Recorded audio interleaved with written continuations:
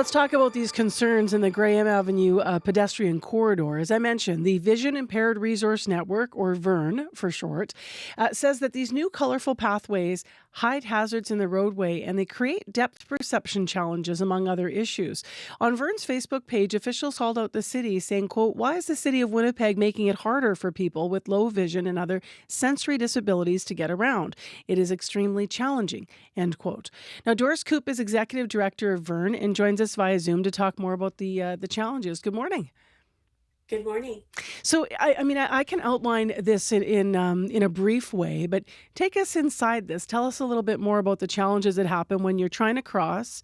You have some sensory or vision challenges, and there's a mural painted where you're walking. What's it like? It's very confusing, and depending on somebody's level of vision, it can be really hazardous.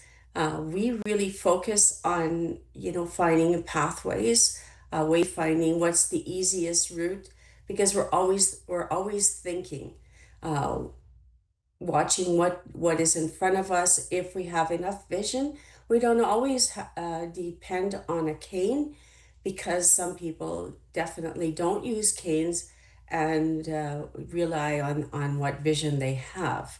So when things are really busy in front of you or around you, it becomes sensorial overload. Um, when I look at this, obviously people are seeing photos if they are watching and able to watch visually on our YouTube stream. There's swirls. You're talking about busyness, so there's swirls. There's all kinds of different colors in these patterns and murals. Um, if it were one solid color, because the city said they did this to distinguish it and make it, this is a pedestrian corridor, make it obvious. If it were, say, one solid color, like yellow, but all solid yellow, would that cause the same kind of challenge, like with light and depth, or is it have to do with the movement of the art? Yeah, it is basically the movement for sure. uh, Selecting one color will get us into a lot of trouble, as everybody has a preference. Excuse me. So, it's hard to get into those conversations because nobody really wants to discuss them very much. But the more color, the more patterns that you have, it makes it very busy. And as you see in those pictures that I have submitted, there's a lot of peeling already happening. So the artwork is being compromised. You can't really even tell what that artwork that is beautiful, I'm sure, is what it is all about. I just want to stop for a moment because you said that it will be hard to even choose one color and get into the conversation. Do you mean with the city of Winnipeg or within the community of people who are living with disabilities to make a decision? Both, because everybody has a preference and everybody wants to be right. So we really work hard on that, trying to stay away from saying, okay, this is the right color. Uh, Got it. having one color, say something like a yellow, would might make it too intense. The other part of it is it loses the reasoning for us having those yellow truncated domes, or um, the street markings that say when you want to cross a street, those white lines where that parameter that you're supposed to stay in so that the cars don't hit you when you're crossing Graham going north south Yeah, you would is lose the delineation, and that's critical too. totally. Now, you Yes. you have, am I correct here? You have consulted before this happened. You consulted on what this would look like, right? What did you ask for? What did you hope for? We didn't really ask for anything specific on this. We just asked the city not to paint on streets and bridges and sidewalks. And so, what was the reaction when you saw this then? They seemed to hear it, but they didn't really, as you see, they didn't take action and listen to what we're saying. It's one thing to have you in a consultation, but if you say often they say, well, Vern was there or some other group was there, but if they don't really listen to what you're saying, there's no point being there. So a lot of us are getting really tired of just continuously telling them what really happens to many of us. And this isn't just vision impaired group. these are other groups that struggle with uh, these challenges, painting on streets. I don't even get the artwork because I can't see the full thing. I would put it on a nice wall or a poster where you could see it. I don't know what that artwork is supposed to be, and I don't get it. That's why when we posted that, it was just all about swirls because that's what it appears to us as.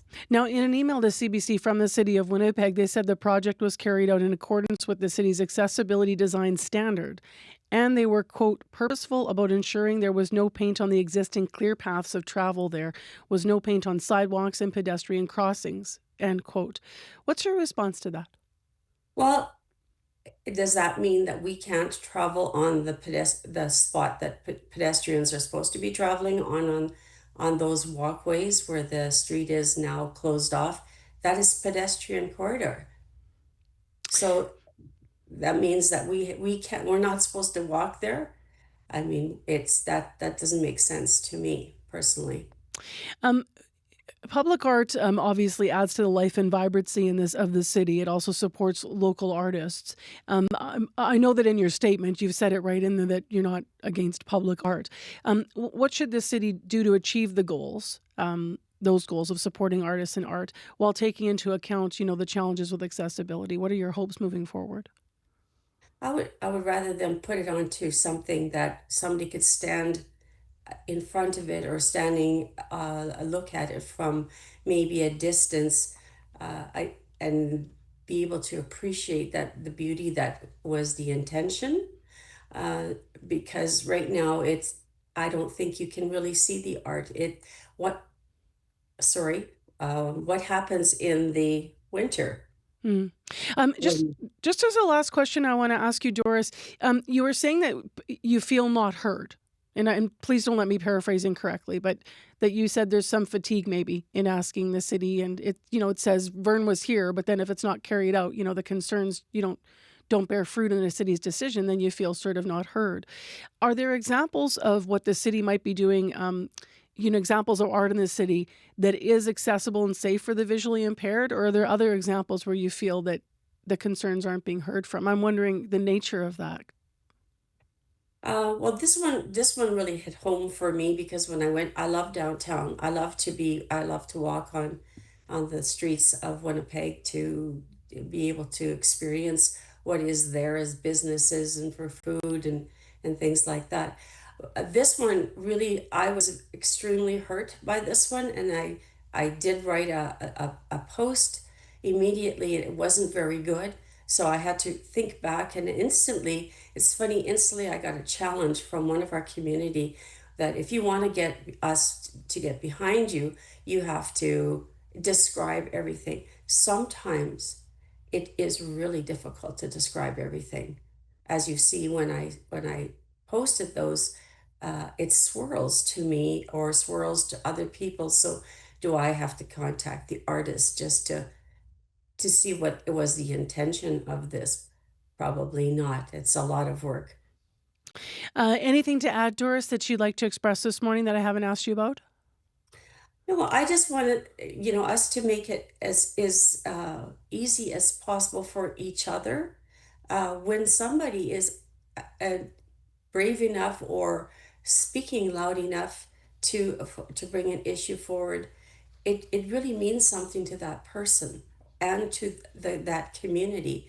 We need to start to listen and work together a little bit more. It really creates a battle, and we don't want to fight. We want to just make it work for everyone. This is Winnipeg. We love Winnipeg. Have you heard anything back from the city at all, given that your concerns have been expressed now? Is there any chance this could change or be improved for you? No, we haven't heard anything back. Okay. Thank you very much for being on CBC with us this morning. Appreciate your time. Thank you so much, Marcy. That is Doris Koop with us live on Zoom on CBC. She's executive director of the Vision Impaired Resource Network, or VIRN. Now, in that same email to CBC I cited during our conversation, the city also said, quote, the intention of the murals on Graham Avenue is to increase safety by sending a clear message that their former roadway is now a shared pedestrian space. The email goes on to say, mural art reduces conflict between different road users, indicating to them that the street is a shared space and helping users such as people on e-scooters or cyclists travel slower along it, end quote. Paint was chosen as a cost-effective and temporary solution, the city also said, although we don't have any elaboration of what a longer-term solution might be. The city also encourages anyone to email them at centerplan2050@winnipeg.ca with additional feedback. And certainly on CBC's end here, I think we should just look at other cities and maybe see what they do to make things safe and accessible for their entire communities as well.